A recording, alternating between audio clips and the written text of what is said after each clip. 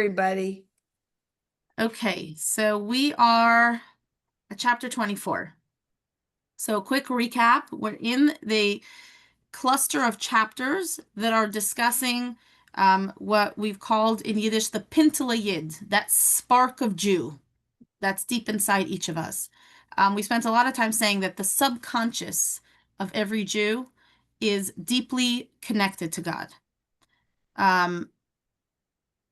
But because we live in a physical world and the world is a place where godliness is concealed, olam in Hebrew has the same root as the word he'elem, hiddenness.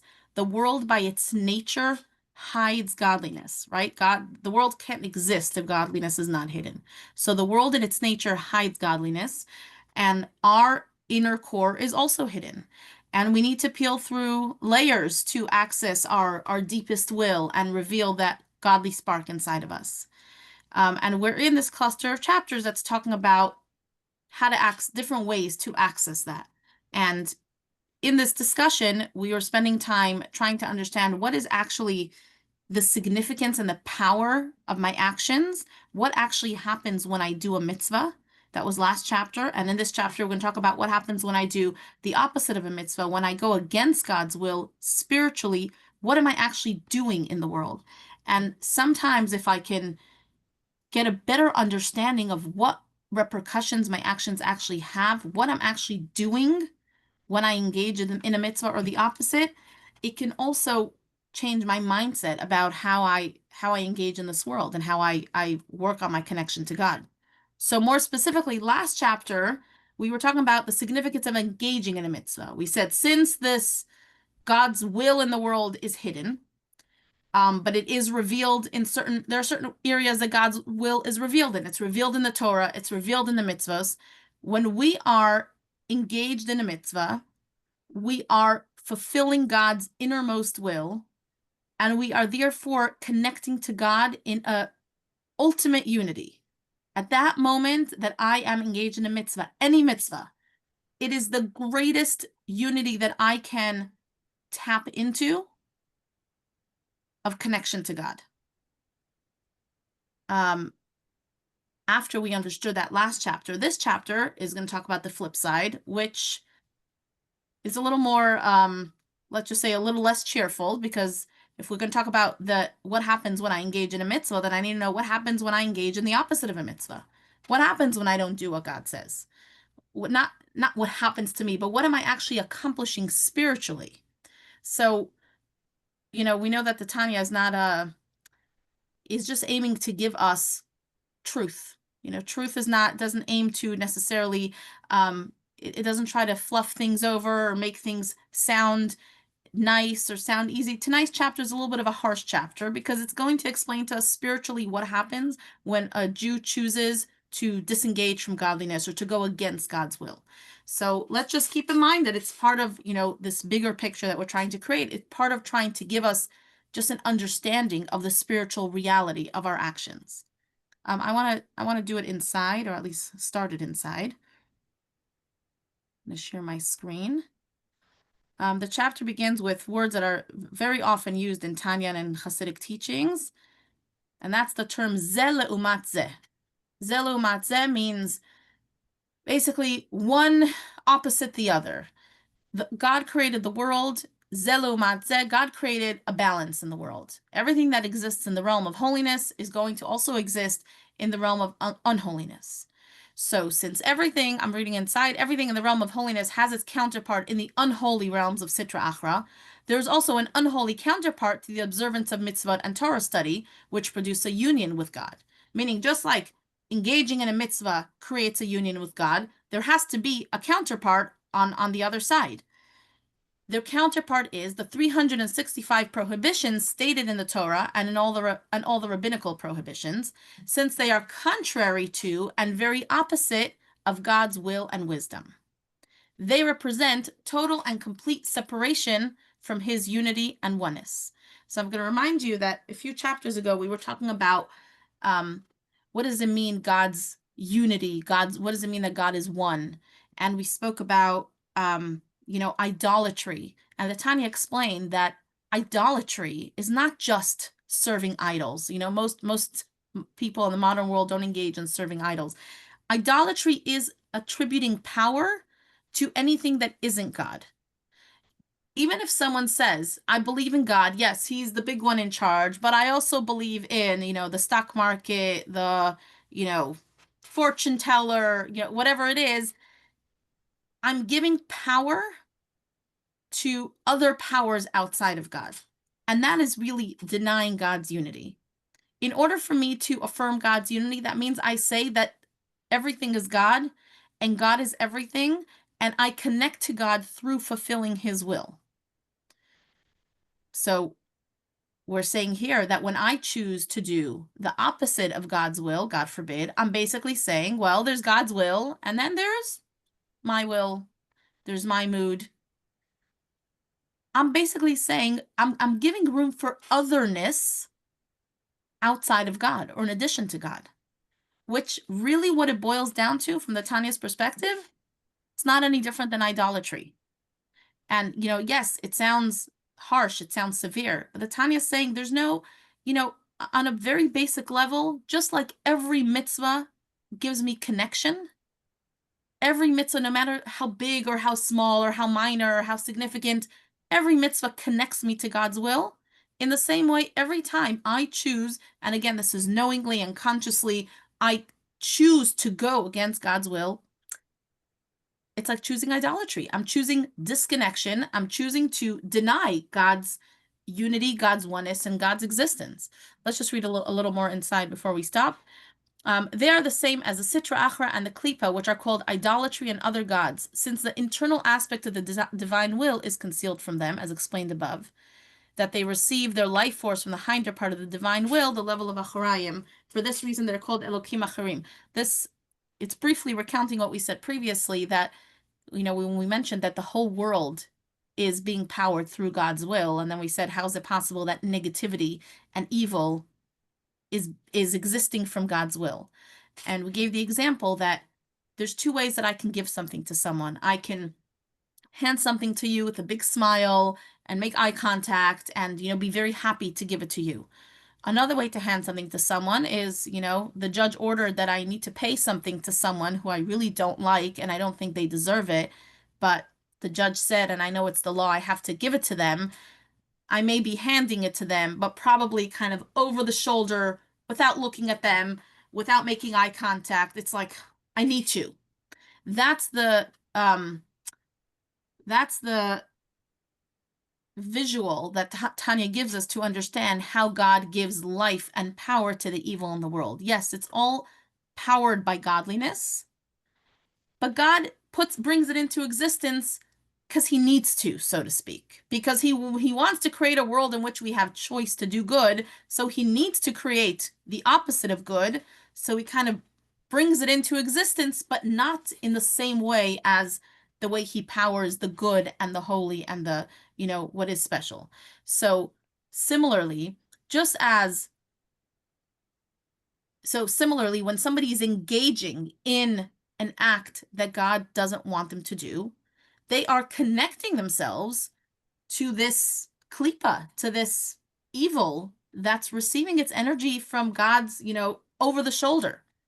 And just as the forbidden actions themselves represent separation from godliness, so too the three garments of a Jew's animal soul, which stem from the klipa of Noga, namely the thought, speech, and action that are clothed in, or act in the violation of the 365 prohibitions or any rabbinic injunctions. And similarly, the essence of the soul itself is clothed in the garments. And all of these are getting dragged into unholiness. So just like we said, when I give charity, my soul is connecting to God, obviously. My hand, my physical hand that is engaged in the mitzvah is connecting to God. My power of action is connecting to God. The physical items I'm using to give charity are connecting to God. Similarly, it's going to exist on the opposite side as well. When I engage in something that goes against God's will, every part of me that's engaged in doing this action is connecting itself to the other, to the evil that's only being powered by God's over the shoulder, so to speak. I want to share an interesting story because I know it's a little heavy when we talk about this. And the Tanya is not looking to, you know, Tanya is not looking to make anyone feel bad or to make us the Tanya is simply looking to give us a clear visual of what I can do with my action. Through my power of action, I have the ability at any given moment to engage in ultimate unity with God or to engage in the opposite. It's my choice. And no matter it's the Tanya is trying to get us not to dismiss actions because of their seeming significance or insignificance. It's like when someone says, well, I'll do this mitzvah, but that mitzvah, that one's not so important. That mitzvah is, that mitzvah, any mitzvah you do, it doesn't matter how small or how big. When you're doing a mitzvah, you are fulfilling God's will. You're connecting with Him in an ultimate unity. And similarly, when somebody says, well, I would never eat pork, but, I would do A, B, C, and D because I don't think God cares about those things as much. Tanya's saying, well, on a spiritual level, every action you do, if it's positive, you're connect. It's kind of very black and white. It's a mitzvah. It's something God wants. You're connecting to Him in the moment. It's something God doesn't want. You're disconnecting from Him in the moment. The story I wanted to share was in the oh, someone helped me with history. When was the first moon landing? First what? The moon landing. Jerry, you would know this. Oh, 1969. Thank you. Yeah, So July. so the week of the moon landing obviously was a very big deal. The whole world was, very fixated on this. It happened to be that same week. There was a famous Jewish a talk show host, sorry. Let me see if someone here might know his name. His name was Barry Farber. Anyone know who that is? Sounds familiar. Okay. I only know because he's connected to the story, but I thought maybe someone else would know about him. Barry Farber was a very famous talk show host, and it happened to be that same week of the moon landing. He was conducting an interview with someone named Rabbi Zalman Posner. Rabbi Posner was a chassid, and he was a real thinker. He wrote a lot of books, and he had this whole interview. He asked him about, a lot of different things about Judaism and whatnot. And at some point in the interview, he said to him, he said, I'll tell you what problem I have with Judaism. My problem with Judaism is it's very nice and all, but I don't like how it starts getting overly involved in the details of our lives. I mean, why does Judaism have to start caring and trying to control little details of our lives, like what I eat, who I sleep with, what I do in the privacy of my home? I mean, it's okay. The big things, you want to tell me Judaism cares about the big things, tikkun olam, do good in the world, that's all good. But you're going to start telling me you have to, on this day you can't eat, but only from this time and not after this time. And at this time Shabbat starts, but Shabbat, you tried ending Shabbat 5 minutes early. It's a problem. You try taking Shabbat in 5 minutes late. I don't like this. This is like, it's getting way too involved. And he says, and don't get me started on the punishments. Huh, why does Judaism have to list all these punishments for all these things? I mean, I'm sorry, that's where I draw the line, and he, went on and on of his whole rant about Judaism. So Rabbi Posner, in his response, he gave a very, diplomatic response, and he basically explained to him how halachically, according to Jewish law, the whole idea of punishments is not really as severe as it sounds, because if you actually factor in when a punishment could actually be administered by a Jewish court of law for someone who's violating the Torah, it's only when there is a Jewish court of law if the person was warned before and there were two witnesses who were there to observe the warning and the person acknowledged the warning and the person insisted on, and there's so many details involved that practically speaking, most people, most of the things that, we consider wrong that people are due, they wouldn't actually merit one of these punishments. And whatever it was, he ended the interview. Anyway, the the Shabbat following this, so at that time, the Lubavitch Rebbe did not host a Farbrengen, like a meeting with all the Hasidim every week. It was only on Shabbat Mevarchim, which is the Shabbat before Rosh Chodesh of every month.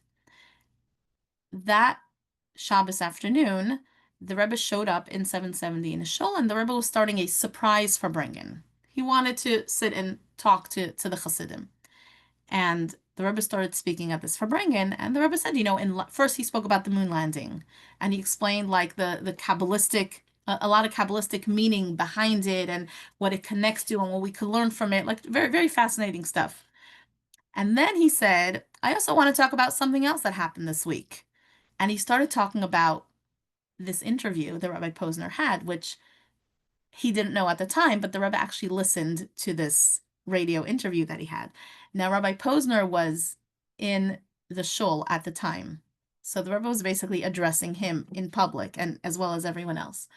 And the Rebbe said, he kind of requoted the question that the host had asked him. And he repeated the answer that Rabbi Posner said. And he said, basically, in other words, it's an okay answer. But if you would have been attuned to the moon landing news of this week, you could have explained it completely differently. He said, let's talk for a minute about what happened with the moon. There are a bunch of astronauts getting ready to go to space, to land on the moon. Anyone who read up on the details that were involved in preparing these astronauts for their mission, the amount of training that they received was a huge amount. And there were so many rules and details to what they could do and they can't do. This you could eat on the space shuttle, and this you can't. And absolutely, you can't light a fire, and you can't do this. And if you need to go to the bathroom, you do it this way. There was like a crazy amount of rules, right?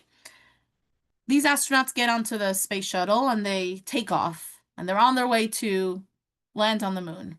What happens if one astronaut says, what, these crazy NASA? Like, why do they have to boss me around and tell me all these rules? Really? They're going to micromanage every part of my day and every part of my life. They're going to tell me what to eat and what not to eat. Actually, I'm in the mood of a cigarette right now, and no one's going to tell me that I can't do it. And chooses to, light up a cigarette. What would happen at that moment?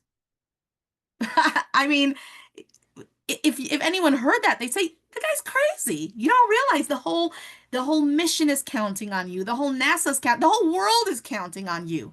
If you would choose to take a wrong action at this time, you're jeopardizing an entire mission that the whole world's relying on. And the Rebbe said, back to the question, why does Judaism care? Why does Torah dictate every detail of our lives? We are on a mission. We're on the ultimate mission. We are on God's mission. God put us into this world for a mission, and our destination is Mashiach, the future redemption. That's where we're headed to. And the Torah prescribes to us very clearly how we can fulfill this mission in the best, most successful way. And when you're on that important of a mission, guess what? Every detail matters. Every detail counts. So it's not, why does Judaism try to get involved in the details of my life? By being Jewish, I have the privilege of being on such an important mission that every detail of my life counts. And the Torah is advising me the best way to fulfill this mission successfully. So I thought this was pretty powerful and tied in well to this, I don't want to get sidetracked, but when you read through this chapter and it's like, okay, what happens if, I go against God's will? Why do we have to talk about it so much? Who cares? Does God really care if I eat this, if I eat that, if I do it this way, if I do it that way? You have to look at it differently. It's not, does God care? It's the Torah is prescribing for us the ultimate way for a Jewish person to live. Now, you want to understand, the Tanya is telling us you want to understand the spiritual element to it. Guess what? Every time you engage in one of these positive commandments, you're connecting in an incredible way. You're so close to God when you fulfill that mitzvah. And every time you choose to do the opposite, you're completely disconnecting yourself. Now, the Tanya is telling us this because in the next chapter, the Tanya is going to try to get us to use this logic to help us talk ourselves into doing the right thing. Because the Tanya is going to explain now that when nobody does the wrong thing because they want to do the wrong thing, because they want to be disconnected from God. The reason someone does something wrong, something against what Hashem says, is because they convince themselves that this one doesn't matter. God doesn't really care about this. I know he cares about the Passover Seder. Don't worry, I'll never skip a Pesach Seder. But about this one, Shabbat 5 minutes earlier, 5 minutes later, I have this ingredient versus that ingredient. It did have supervision. It didn't have supervision. Whatever it is, I, kind of sort of almost cheated when I signed that, but it was kind of okay. We each have different things that we can convince ourselves of.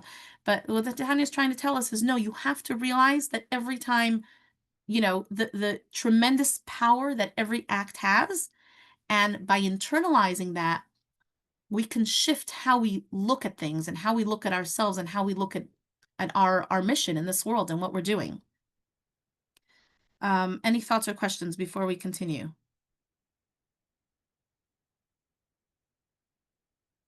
Okay, so okay, so now Tanya's going to bring up a very interesting point. It's going to say, actually, when somebody chooses to do something that's the opposite of God's will, not only are they kind of bringing themselves down to the level of the klipa, to the level of the unholy, they actually drag themselves lower than the unholy.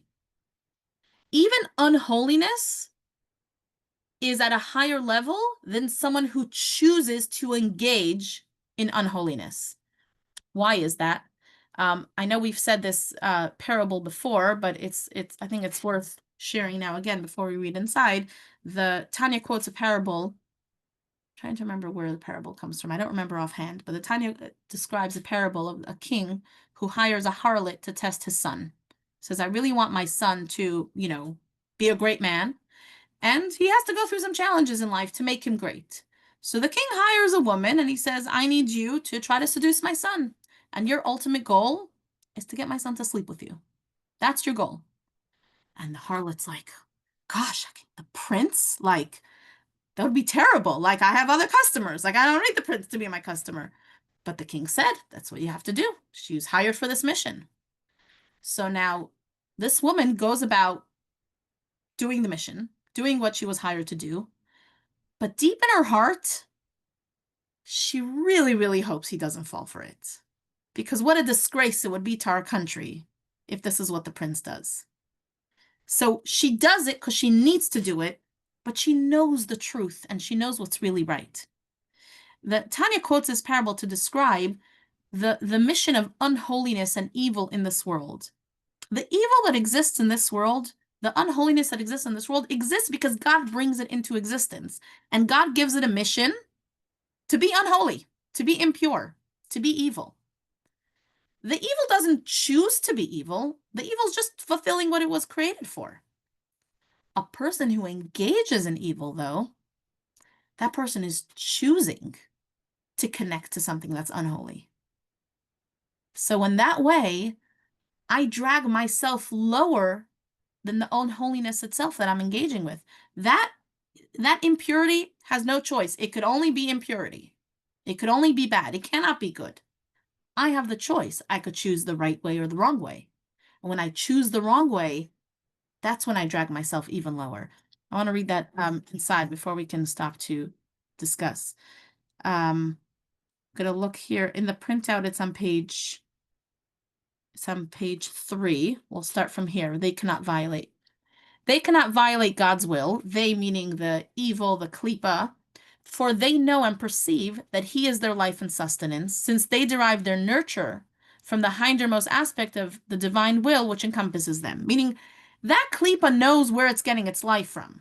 It might be over the shoulder from God, but it still knows exactly who's in charge. It knows there's one God, there's one king, and he hired me. He's telling me what to do.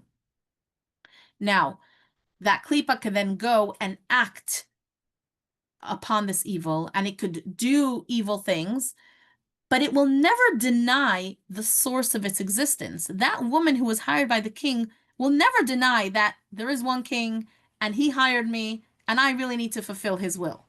She may do a bunch of things that are, not okay things in this world, but everything she does is through the mission of the king.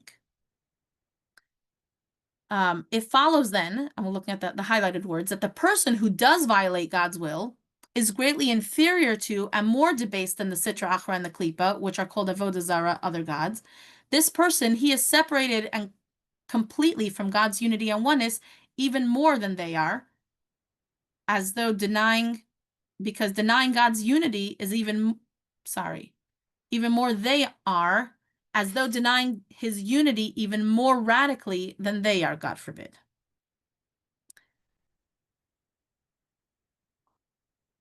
So, and here is where it goes on to discuss the idea that when somebody does do something that's wrong, they're not doing it. The Tanya says, remember, a Jew specifically has a godly soul that's a piece of God that really only wants to be connected.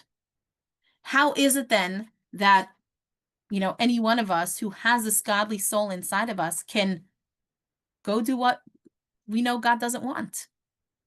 So here the Tanya quotes, I believe we've mentioned it before, but the Tanya quotes the word, here. There's a word, the sages say, the words of the verse are, ki tiste ishto. It's talking about an adulterous woman. This is a verse in the Torah that talks about a woman who's, having an inappropriate relationship. The word that's used is ki tiste ishto. Tiste meaning she deviates. This woman goes off the path of what she's supposed to do. The word tiste, the Tanya says, look at the word. It's from the same root word as shtut, or shtus, if you, from Ashkenazi pronunciation, which means silliness, folly.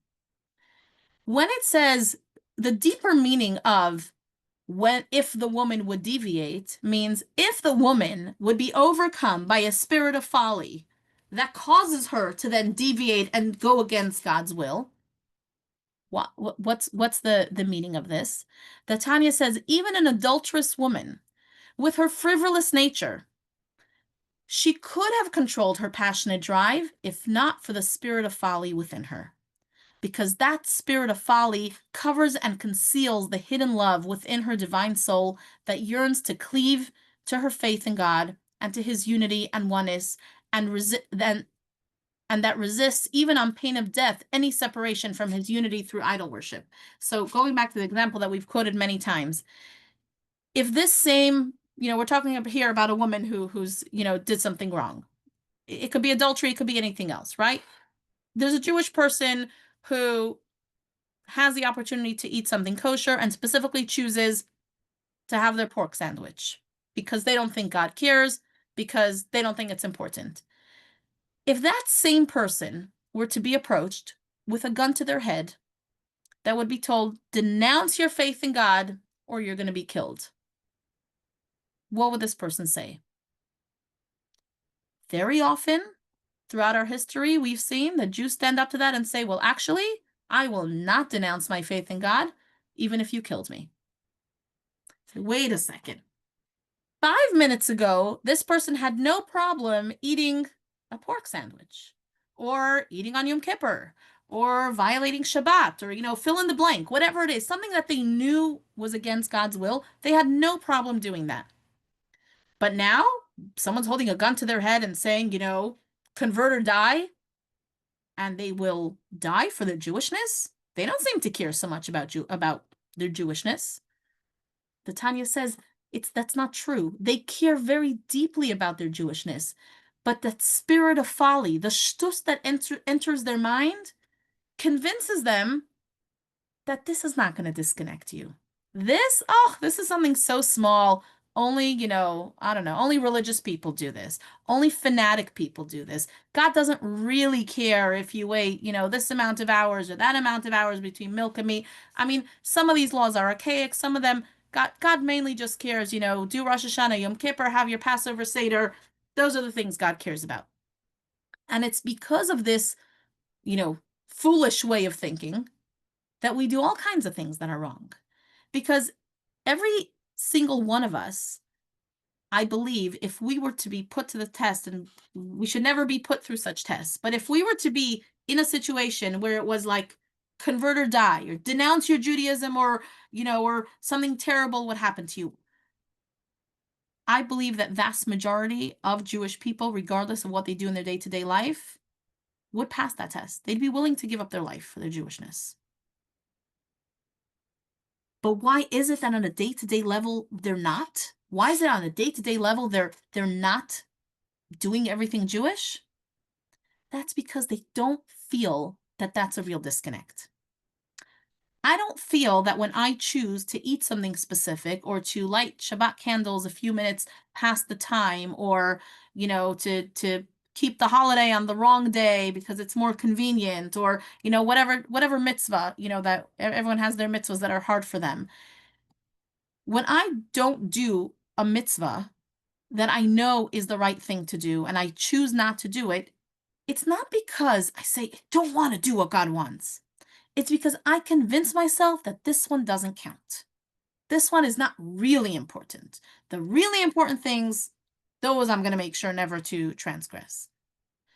But if a person were to realize that every mitzvah is an equal opportunity for connection, and every sin, every opposite of a mitzvah, is an equal opportunity for disconnection, if a person could see things in this way, then we'd look at our lives very differently.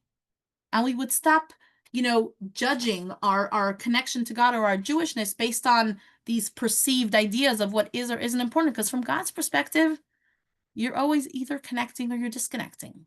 You always have that choice with every action that you take, with every mitzvah that you do.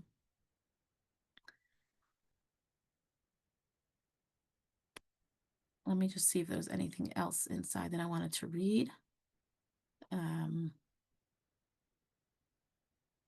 Okay, there's an interesting discussion that follows.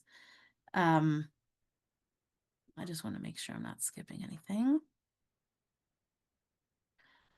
Okay, I'm gonna read one more thing inside, and then I'll share this. There's again in trying to tell us just how meaningful every single action is. There's a quote from the sages that says that when a person engages in sin, it says yatush kadamach, the mosquito preceded you. That's a quote from the sages. Now, what does that mean? Why do you tell a person who is not doing God's will, the gnat came before you? The very simple meaning is humans were created on day 6. Mosquitoes were created on day 5. Don't be so haughty. Who do you think you are? Even the mosquito was created before you. No, that's a simple level explanation. The Tanya quotes a Kabbalistic explanation. And based on everything we've been discussing, the Tanya says a mosquito is used in Kabbalistic teachings as a symbol of one of the lowest impurities. Because the Kabbalah explains that a mosquito is what's called machnis ve'eino motzi. It consumes and it doesn't excrete until it dies. So a mosquito is a creature that's constantly taking in from its environment, and it doesn't give back to the environment in any way. So on a Kabbalistic level, that symbolizes the ultimate lowliness of something that just takes and takes and takes and never gives back.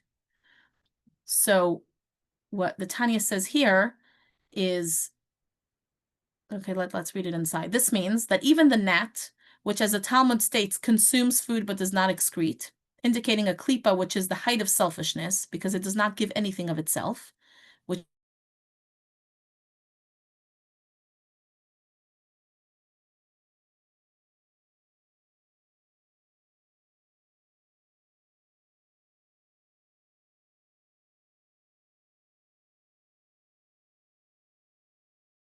the klipa is symbolized by the mosquito.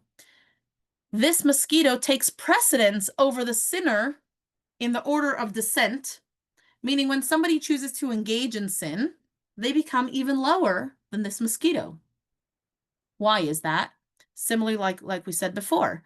And surely the other unclean creatures or even the ferocious beasts, they're all higher than the sinner at this point, because all of these do not deviate from their divinely intended purpose, but they obey God's command.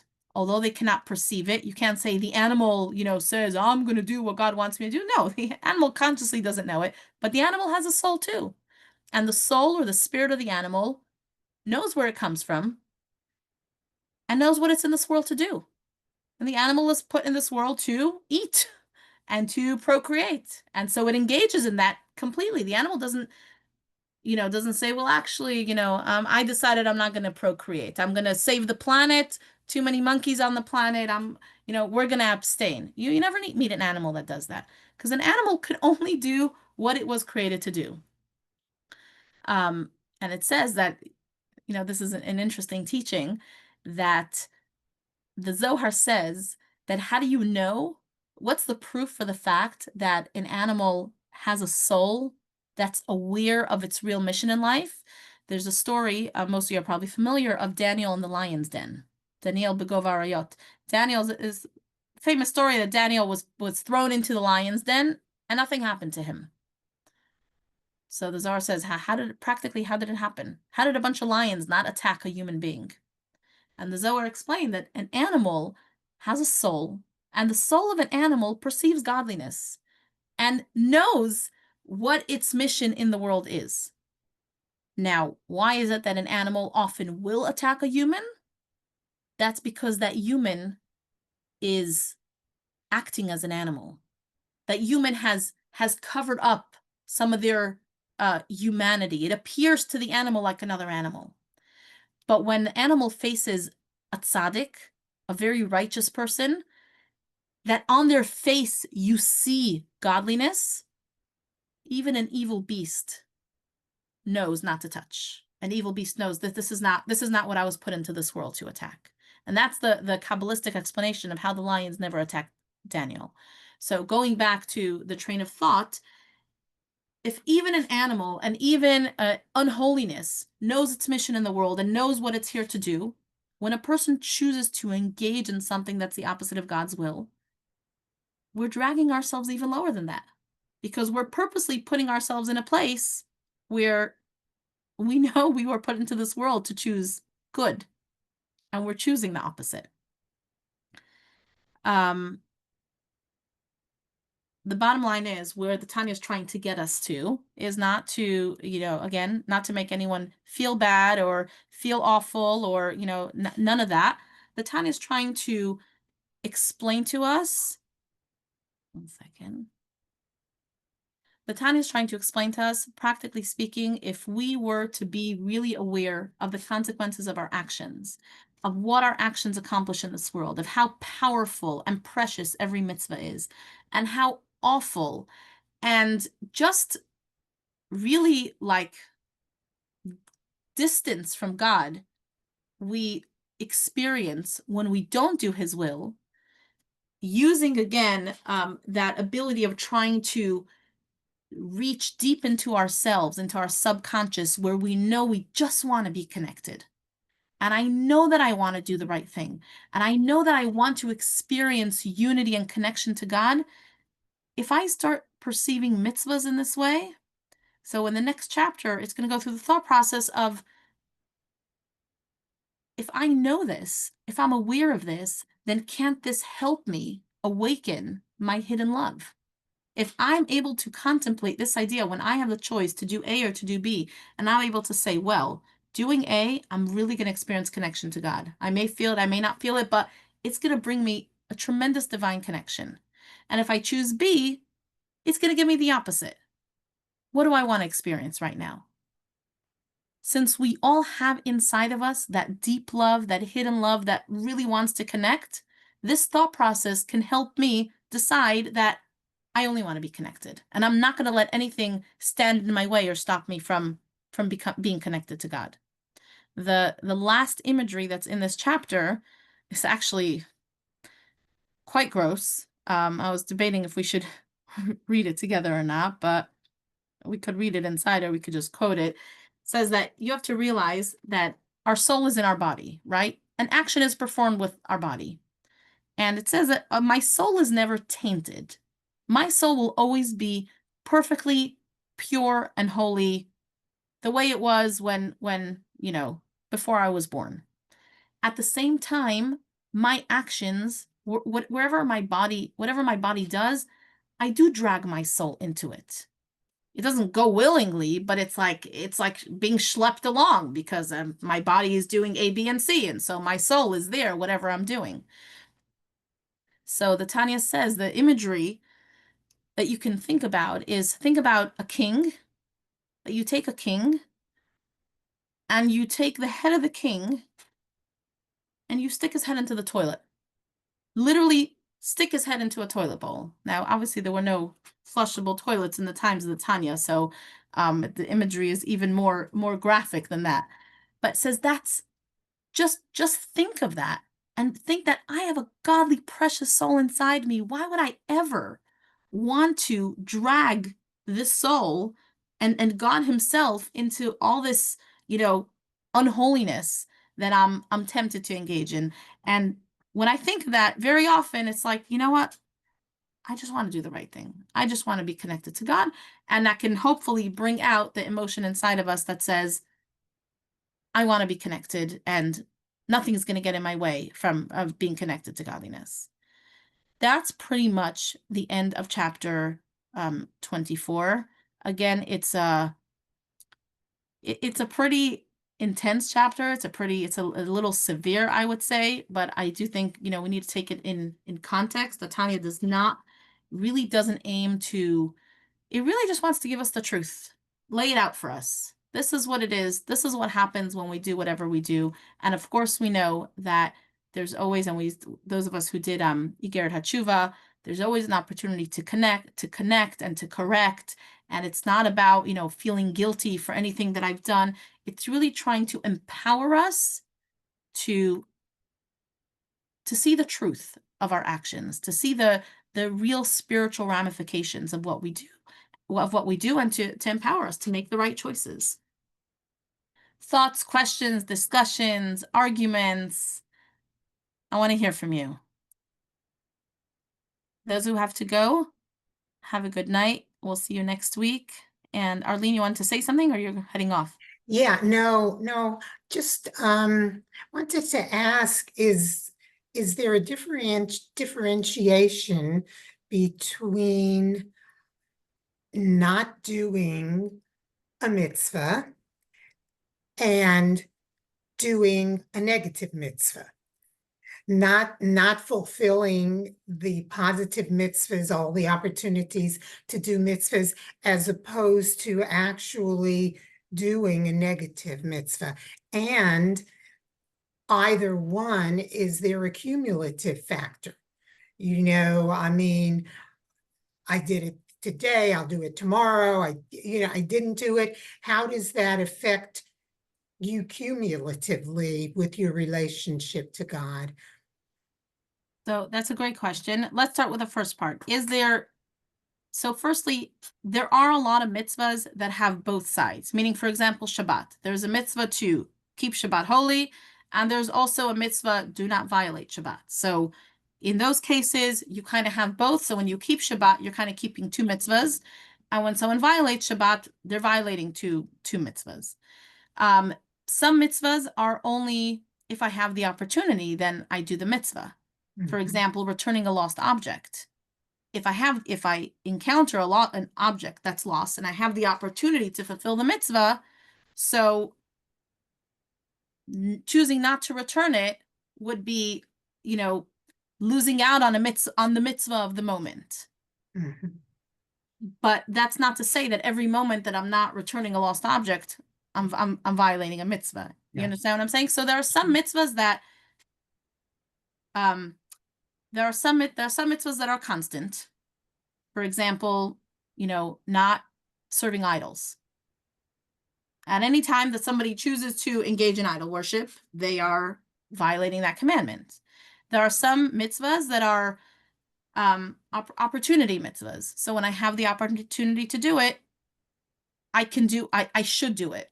Then there are some mitzvahs, kind of like you said, like giving charity. It's like every time I do it, it's another mitzvah, but it's not like there's certain times that I must be giving charity. So if I'm not, I'm violating a mitzvah.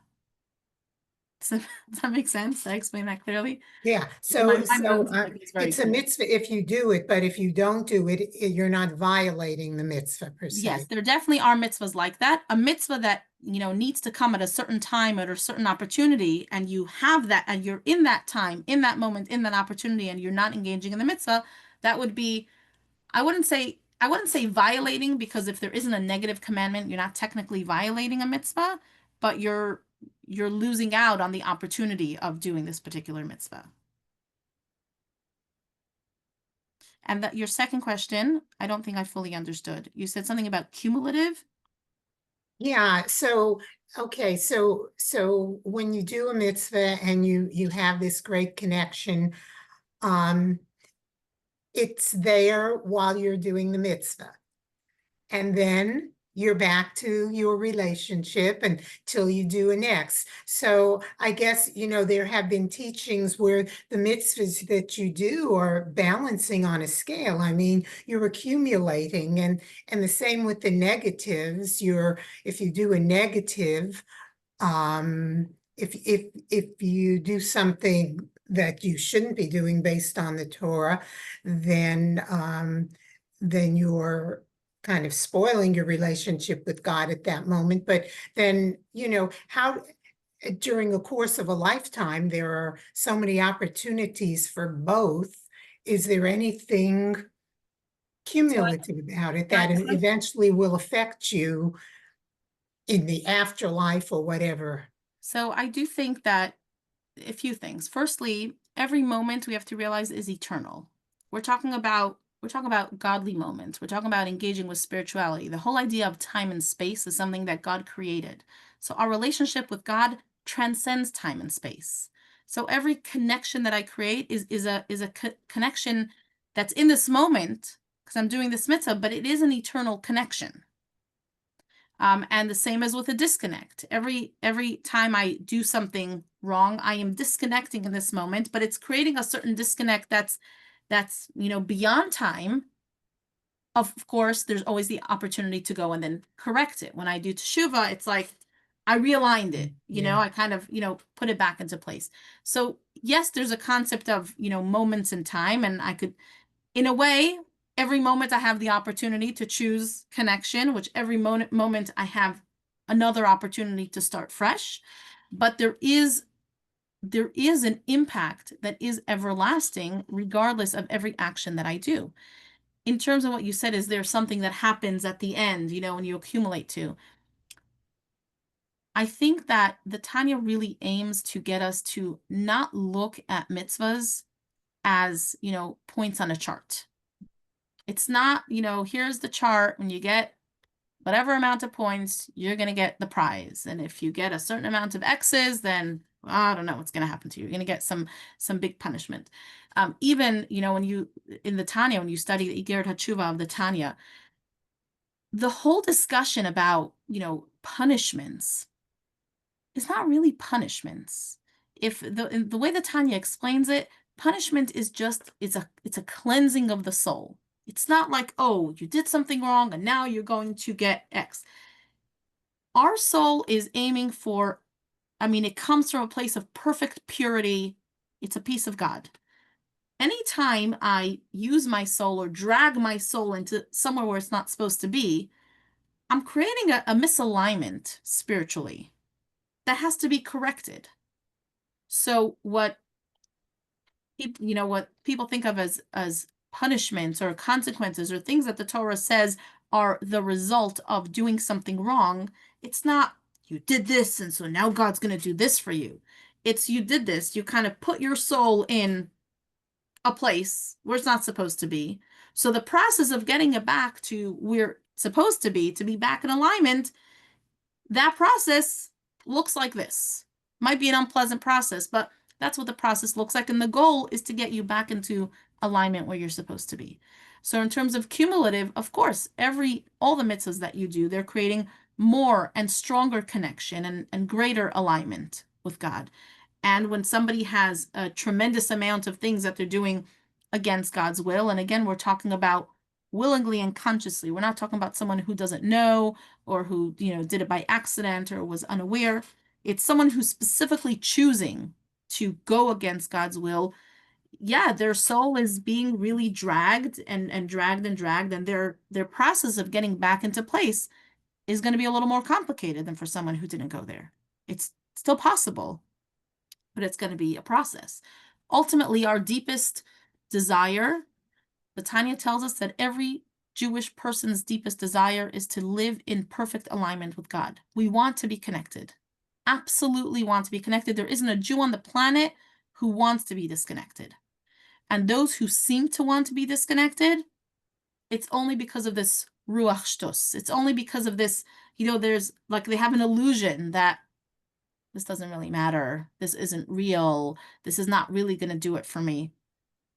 And the proof is what you see, practically. We're not, even if we're not going to talk about, the Mesirut Nefesh that the Tanya quotes of someone having a gun pointed to their head of, convert or die, which sadly has happened so many times in our history. Even look, I know we've mentioned this in this class before, look at some, think of a Jewish person in your life who is a self-proclaimed atheist, or who, very proudly goes against Judaism and says this is archaic, this is ridiculous, whatever it is. If you stood to that in front of that same person and you said, actually, let's give a name, Beverly, you're actually not Jewish anymore. Because of all those things you've said and done, you're not even Jewish anymore. What would her reaction be? How dare you tell me I'm not Jewish? Don't you know Wait a second. Didn't this person just say that they don't believe in God, that they don't believe in anything, that all this stuff is archaic? Why does this person care so much when someone tells them you're not a real Jew? You know why? Because deep down, it's that same Pintel Yid. Deep down, they, like every other Jewish person, desires to be connected to God. And as soon as they feel that that connection is threatened, that's when that's when they wake up. So for this person, believing or not believing in God, somehow they don't see that as threatening their connection. I could be Jewish and not believe in God. Keeping Shabbat or not keeping Shabbat, they don't see that as threatening their connection. But telling me I'm not Jewish? Oh my goodness, now you're going too far. And everybody has their too far. Everybody has it. And what the Tanya is trying to tell us is you have to realize that every single mitzvah is exactly the same in this way. If you have a problem with someone saying you're not Jewish, you should have a problem with not keeping Shabbat. If you have a problem with, someone telling you to convert, then you should have a problem with being dishonest in your taxes. Like every single mitzvah from a place of connection to God, every mitzvah is the same and every transgression is the same. And that's the mindset that chapter 24 is trying to bring us into when we look at our connection to God. Harriet, you want to say something? I think. I guess I'm still trying to figure out exactly kind of how to frame it. So everything is God and God is everything, but there's not a mitzvah for everything. I mean, so there's some things that we do because of all the other mitzvah that says this is what you do in whatever situation. I guess what I'm trying to figure out is like Shneur Zalman was talking to a group of Hasidic people who were well versed in Judaism and the mitzvot, and I'm thinking like I don't know if there's a negative or positive mitzvah about X that I'm doing. If there were, then I'd want to make sure that I was doing it, I'll say correctly. But I don't know whether that's one of the 365 or not. So that was what I was trying to. So I think I mean I would say it differently. What it sounds like what you're saying is I'm almost afraid to do anything because I never know. It's like if I, it's like what was that game on the old computers they had, Minesweeper. It's like I never know if I click on it and it's like boom, that's the one I'm not supposed to do. But I would say look at it differently. We study as much as we can. And every time I learn about another mitzvah, I try to think, okay, how am I going to incorporate this into my life? Maybe I'm not ready to fully incorporate this mitzvah. Maybe I'll do an element of it. And next week, next month, next year, I'm going to revisit how I can, take it a step further. Because the idea is not to, throw us into this panic of, what am I doing wrong? What am I doing right? We keep learning. And as we learn, we take one step at a time, as long as our direction is growth oriented. And we also, things are different for different people. I know we've mentioned this many times. Someone who grew up, lighting Shabbat candles every Friday, and it's just natural to them. So for this person, that's not something they need to really work on, but they might need to work on, extending that Shabbat beyond the candles. Maybe they're ready to try to incorporate a Shabbat dinner into their life on a regular basis. Maybe they want to start going to shul on Shabbat. Maybe they want to start putting their phone away for the weekend. Everyone has a different starting point. The goal is that we're all moving in the same direction and we're constantly looking to grow, because none of us are perfect. And I'm pretty sure that if we were to use this way of thinking about things, it's like, it reminds me, it's not really connected, it's a little connected. They say there was once a man with a very, very long beard, and somebody met him and said, tell me, when you go to sleep at night, with your beard being so long, do you keep your beard over your blanket or under your blanket? He's like, well, actually, I never thought about that. I'm gonna look out tonight. I'll let you know tomorrow. And the next day they meet again, and he said, so? He's like, well, you have no idea. I couldn't sleep last night. I kept moving my beard under the blanket, over the blanket, under the blanket, over the blanket. When we're so fixated on something, we're like afraid to move. That's also not a healthy place to be. We'll never sleep, right? We won't be able to live. But, the opposite, if when we learn that, oh, perhaps keeping my beard over the blanket has benefits, or whatever action we want to change that with, okay, I'm going to try. I learned now that certain ingredients in food are really unhealthy for me. I'm going to start by trying to avoid these particular ingredients in my food. Once I got that down pat, I'm going to work on the next batch of ingredients I want to avoid. Good night, Jerry. Good to see you. Oh, you want to say something? I thought you were saying goodbye. No, I was actually I was going to ask a question, but it's pretty much on a different topic of among the things that you talked about tonight, which Okay, is sure. when you were talking about ruach shtut, the folly. Okay, it seems to me that is a kind of frivolous or lighthearted interpretation.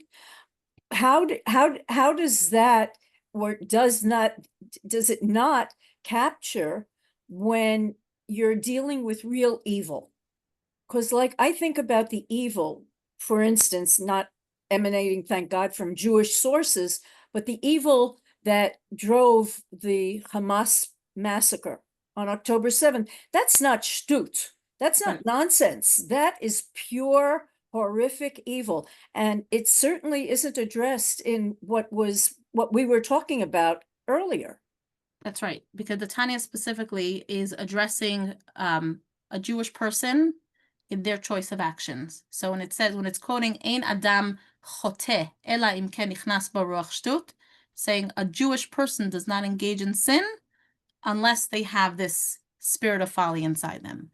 I would say that, if we're going to talk about evil like Hamas and Iran, or, people who want to do real evil, I wouldn't put them in the same category. I would say that is evil itself. That is Right, but the there evil are- that God created in the world. They are evil. But They are are the we saying epitome of that evil. Jews are not capable of that kind of evil? I would say that if a Jew engages in that kind of evil, it happened through a snowball effect of a Ruach Shtut. The Jew woke up in the morning and didn't say, I want to destroy the world.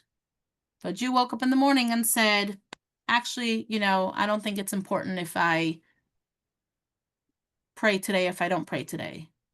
And then a little while later, they're like, well, actually, I don't even care about praying altogether. And actually, I don't even care about Jews altogether. And, as when left unchecked, I mean, think of, let's not go to even an extreme like Hamas. Let's talk about a Jewish bank robber. It could happen, right? I'm sure it's Yeah, happened. but that's just money. I'm talking about Jews who commit murder, okay? Or harm children. Where there seems to me a differentiation between nonsense and evil. So And- in my understanding of it, for a Jewish person who wakes up in the morning and says, I want to go and commit murder, I want to go and harm a child, it started off as a Ruach Shtut that got out of control.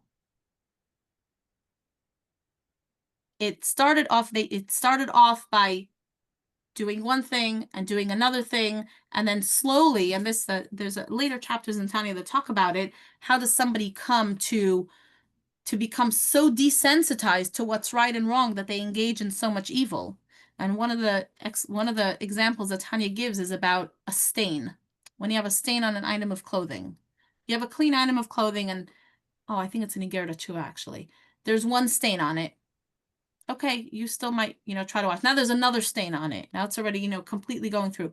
After the third stain, you're typically not trying now you're like, ugh, that's the dirty shirt. Like, forget it. I'm just going to keep letting it dirty. Letting it get dirty. When something's clean and it gets dirty, you're like, oh, no. Let me try to clean it. But if you were just to kind of let it get dirty and leave it unchecked and not try to correct it, it's going to keep building on itself. So that Ruach Shtut could take a person very, very, very far. And according to the Tanya, the only way a Jewish person could get dragged into something like that, it always starts off with a Ruach Shtut. It never comes from a real conscious place of, I want to do evil. And that's why tshuva is always possible. In terms of Jerry's question, I'm thinking about some of our Jewish leaders who have gotten into trouble for child pornography, for sexual abuse of kids, as an example of what Jerry's talking about. Can I add something, Dini? Yeah, just one second though, but I wanted to say about Harriet, what you're saying is we're not excusing these people. We're not saying that these people are off the hook. They're not responsible for their actions. They're 100% responsible for their actions. But what we want to say is how does it start? No one wakes up in the morning when they're 18 years old and says, I want to start, abusing children. There's a series of events that happens. And actually, one of the things that Tanya talks about is remaining sensitive to holiness. How do I maintain my sensitivity? In order for me to avoid doing evil, I need to work on maintaining sensitivity. And one of the things that the Tanya talks a lot about is the idea of eskafia and eshapcha, which is even in the things that are permitted to me, I want to try to be mindful so that I can maintain a sensitivity to what's holy.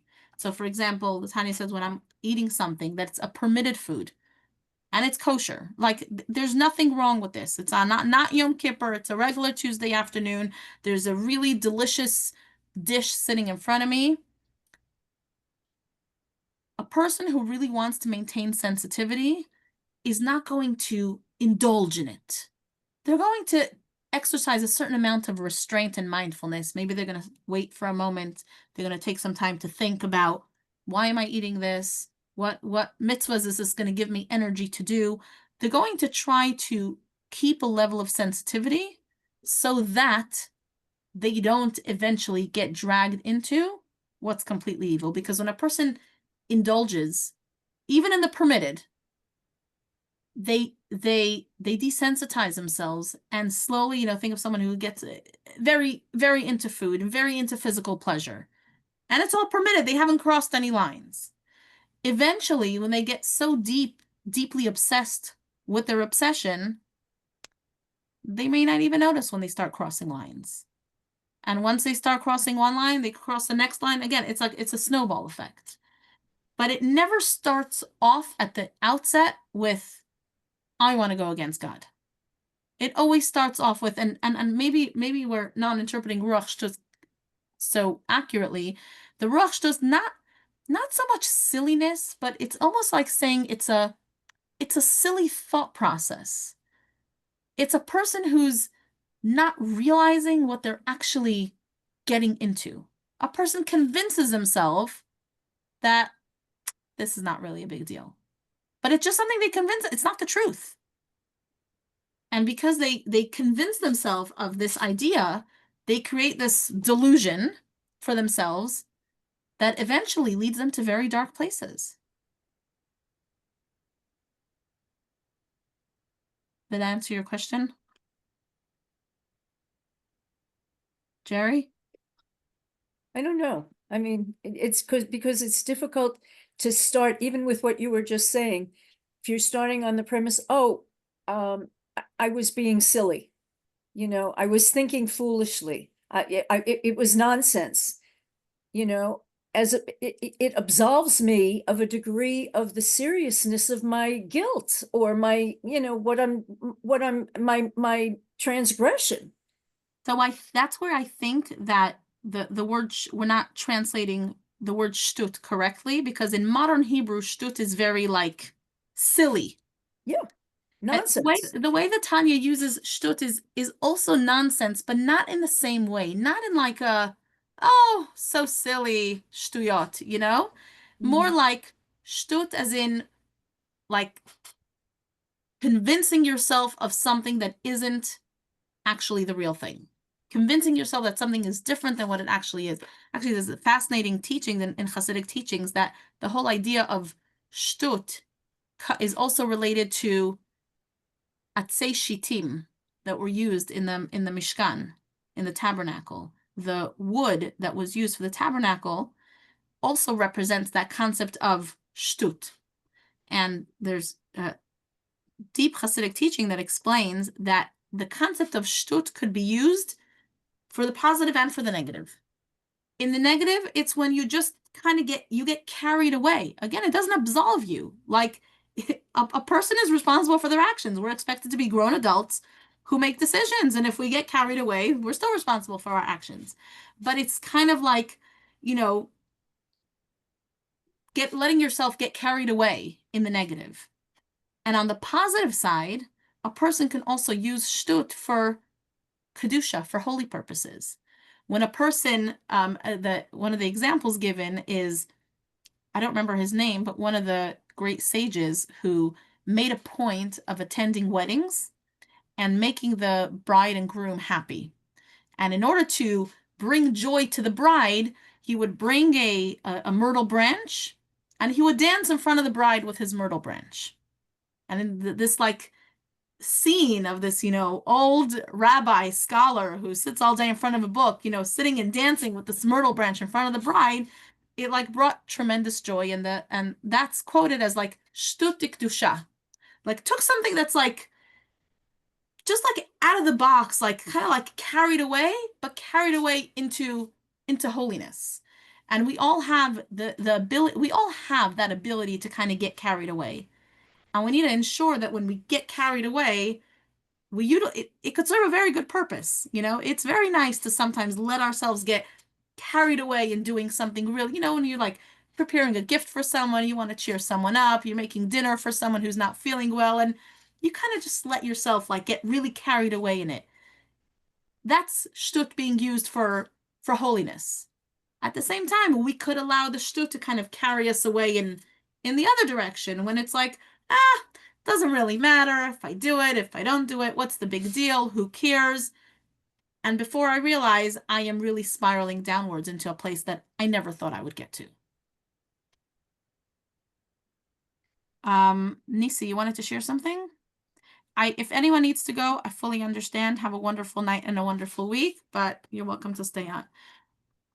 I am thinking you're right. What you say is correct, but I said something else also.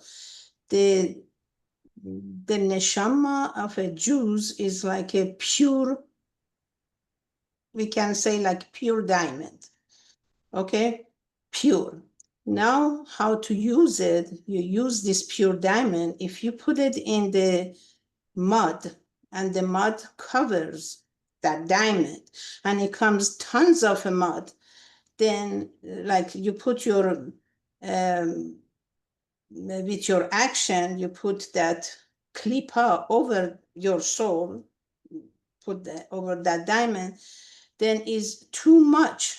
The mud covers that diamond. And exactly that's what we have to see our action. We don't deep ourselves in the tum'ah because the tum'ah drags you. And if they don't do it, they don't do teshuvah, they don't do the action, then all of a sudden they lose their Jewishness, Jewish soul. That's what the Torah said. You don't have a Jewish soul. No, a person never ever loses their Jewish soul. Our Jewish soul is always there. It always will be there. It always remains like a diamond, like you said, pure. If you take that same diamond, drag it in the mud 1,000,000 times, it's always possible to pull it out, to wash it off, and it'll sparkle again. But That's the Jewish soul. exactly, the Torah says also, if you don't do it, it's so much a tum'ah, the klipa covers the soul, then doesn't have it any soul. So he can kill, he can do anything you want because I don't know what part of Torah you're quoting. I've never learned that part of Torah, and definitely the Tanya absolutely does not agree with that. A person never ever loses their Jewish soul. A person never loses the opportunity to do good, to correct their mistakes, and there's a level of connection that always remains, no matter what we do. Okay, I'm gonna find it. Sure, I'd love to see. I mean, I'd love for you if you want to. You have my email, you can share it with me. But the Tanya is very, very, very clear about the fact that a Jew, their status never changes. You cannot do anything to take away, to get rid of your Jewish soul. They said it's a karet from the Jewish nation. If somebody does So you have to study what karet is. Karet doesn't mean that the person's not Jewish anymore. Karet is it's a spiritual thing.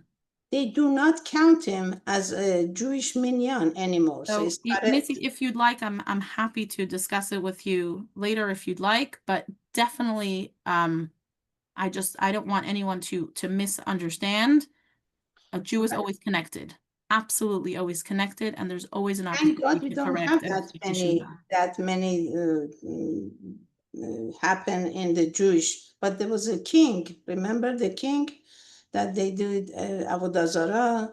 They forced the Jewish people put the gate, close the gate, so they cannot go to the Beit Hamikdash. Yes, so there are a lot of every story in the Torah can be studied at many different levels. There's a level of pshat, the simple explanation. When we study things according to the pshat, we have a lot of questions about a lot of things in the Torah. How did this one do this? How did that one do that? Why did God allow this? Why didn't he allow that? There's a lot of things that are hard to understand on the simple level. What does it mean, karet? What does it mean when it says, God will cut off this person's soul? It's a question. But that's when you have to go deeper. What Tanya does, Tanya dips into Kabbalistic teachings, which goes into the sod. It's a much deeper dimension of Torah to understand on a deeper level what's actually happening. And when you're able to understand it on that deeper level, you have a much greater appreciation. It's not like a children's storybook that just, some chapters make sense and some chapters, I don't know, landed in the storybook by accident because they weren't really intended for kids. But when you're studying the Torah on that deeper level, all of it makes sense and all of it connects and all of it, validates each other. And it's a much deeper experience. It gives us a much bigger Somebody cheated, appreciation for if Judaism. somebody, God forbid, if something happened like October 7 and a Jewish person, God forbid, did some action like that, that's what I know. So if there is no consequences, there is. Hashem has a very mercy, rachamim, he does a lot. But sometimes also is the Torah said is a punishment. You cannot kill a person because the tumah was so long. So you have to have a teshuvah. That's what the whole 100%. There's right and there's wrong and there's consequences for our actions. It's 100% true. But at the same time, the same God who gave us the Torah and told us what we could and can't do and told us the consequences also told us that we can always correct things and teshuvah is always accepted and a Right, godly that's soul is always a soul right. and our Jewish soul always remains, and all of that continues to be true at the same time. So I think that focusing very narrowly on, very, very simplistic interpretation of certain verses and certain mitzvahs is, I think it limits our understanding of we're trying to understand a relationship with God. And it's very limiting. But I'm happy to say I'm happy to let's connect after class and let's talk about it. Okay. Have a good night, everybody. Have a Thank great you week. so much. Good to see you all. Thank you.